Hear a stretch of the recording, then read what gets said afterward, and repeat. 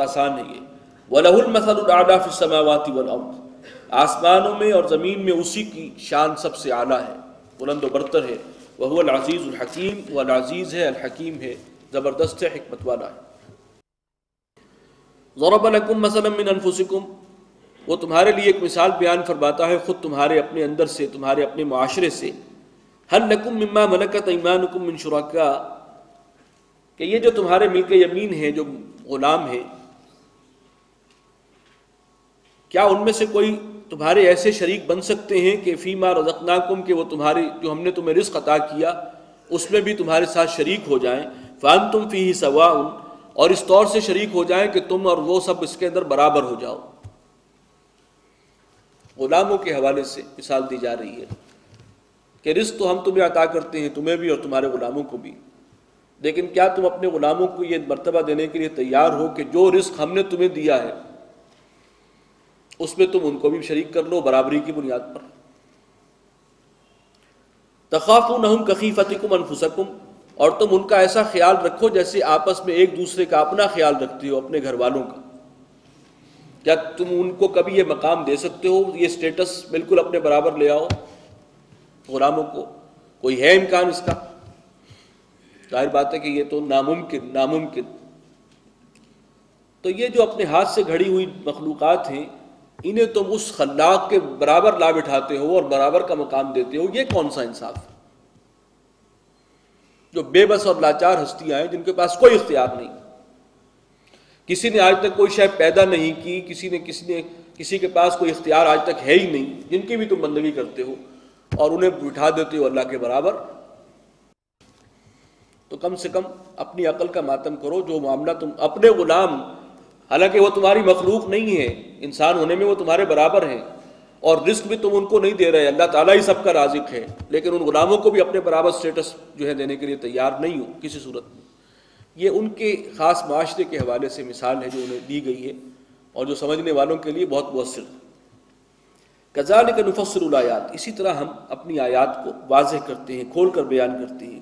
لقوم یعقلون, ان لوگوں کے لیے کہ جو عقل اور سمجھ رکھتے ہیں. بل اتبع الذین ظلموا اہواءہم بغیر علم, لیکن اصل بات یہ ہے کہ ان ظالموں نے اپنی خواہشات کی پیروی کی ہے, وہ اسی کے پیچھے چلتے ہیں بغیر سوچے سمجھے, بغیر کسی علم کے. ومن یہدی من اضل اللہ, تو کون ہدایت دے سکتا ہے اس شخص کو جسے اللہ تعالیٰ ہی گمراہ کر دے. وما لہم من ناصرین, اور ان کا پھر کوئی مددگار نہیں ہوگا. فاقم وجہک للدین حنیفا, تو تم اپنے چہرے کو سیدھا رکھو دین حنیفی پر. یہ حکم ہے مسلمانوں کے لیے, ہر نوع کے شرک سے اپنا دامن بچا کر یہ جو دین توحید ہے بس اسی پر کاربند ہو جاؤ سختی کے ساتھ. فطرت اللہ التی فطر الناس علیہا, اللہ کی فطرت جس پر اللہ نے لوگوں کو پیدا کیا, یعنی اس دین فطرت کی پیروی کرو.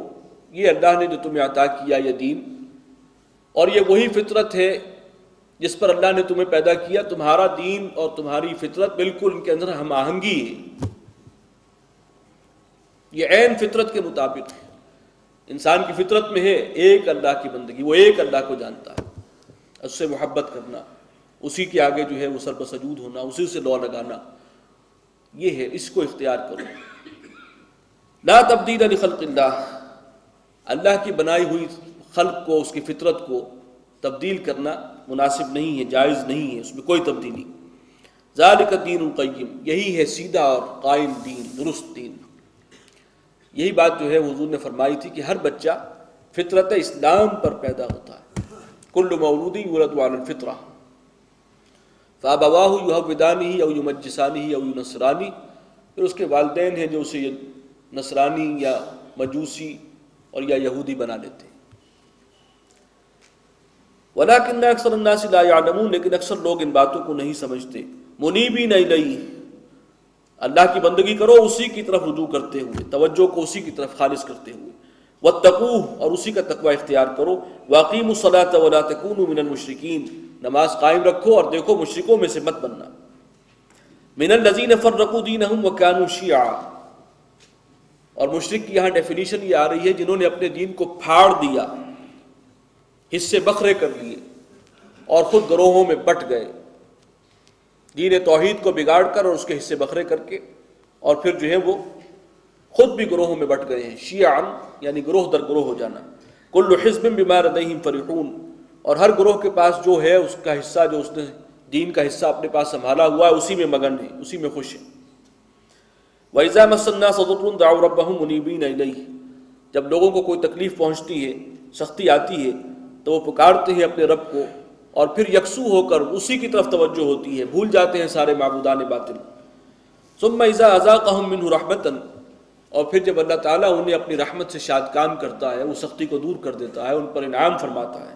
اذا فریق منہم بربہم یشرکون، تو انہی میں سے کچھ لوگ وہ ہیں جو اپنے رب کے ساتھ شریک ٹھہراتے ہیں، شرک کرتے ہیں۔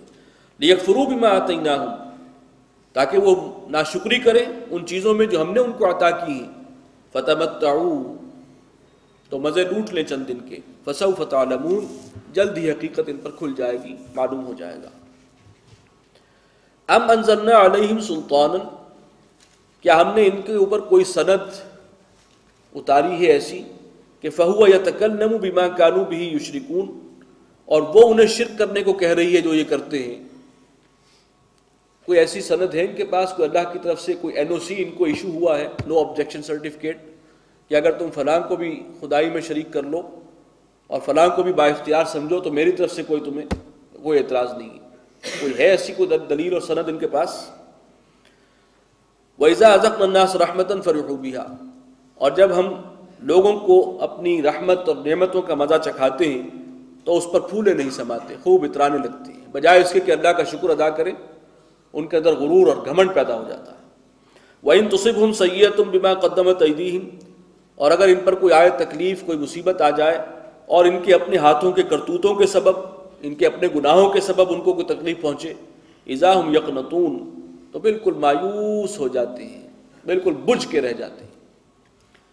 اولم یروا ان اللہ یبسط الرزق لمن یشاء ویقدر، کیا وہ نہیں جانتے کہ اللہ تعالیٰ ہی کشادہ فرماتا ہے رزق کو جس کے لیے چاہتا ہے، اور تنگ کر دیتا ہے جس کے لیے چاہتا ہے، اور یہ کشادگی اور تنگی صرف آزمائش کے لیے ہے،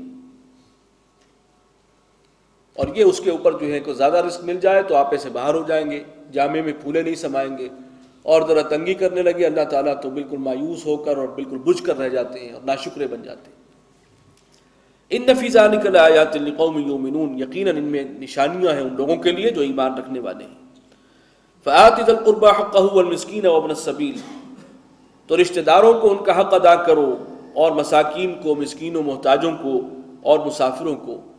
ذالک خیر للذین یریدون وجہ اللہ، یہ بہت بہتر ہے ان لوگوں کے لیے کہ جو اپنے رب کی رضا کے طالب ہیں، امیدوار ہیں۔ یہاں پر سود کا ذکر آپ کو ملے گا قرآن مجید میں، ترتیب نزولی کے اعتبار سے مکی صورتوں میں سود کا ذکر اسی جگہ پر آیا، یعنی سب سے پہلے، اگرچہ جو آخری احکامات ہیں وہ سورہ بقرہ میں ہم پڑھ چکے ہیں، وہ نازل ہوئے سن 9 ہجری میں، لیکن ابتدائی طور پر جو بات کہی ہے، فرمایا ذالک خیر للذین یریدون وجہ اللہ، اگر رشتہ داروں کو، مسکینوں کو ان کا حق ادا کرو، اپنے مال میں سے ان کے لیے نکالتے رہو، تو یہ بہت بہتر ہے ان لوگوں کے لیے کہ جو اللہ کی رضا چاہتے ہیں۔ وَأُولَٰئِكَ هُمُ الْمُفْلِحُونَ، یہی لوگ ہیں فلاح پانے والے۔ وَمَا آتَيْتُم مِّن رِّبًا لِّيَرْبُوَ فِي أَمْوَالِ النَّاسِ، اور جو کچھ دیتے ہو تم سودی قرض، تاکہ وہ پروان چڑھے لوگوں کے مال میں، فَلَا يَرْبُو عِندَ اللَّهِ، تو وہ اللہ کے ہاں جو ہے وہ پروان نہیں چڑھتا، اس میں کوئی اضافہ نہیں ہوتا۔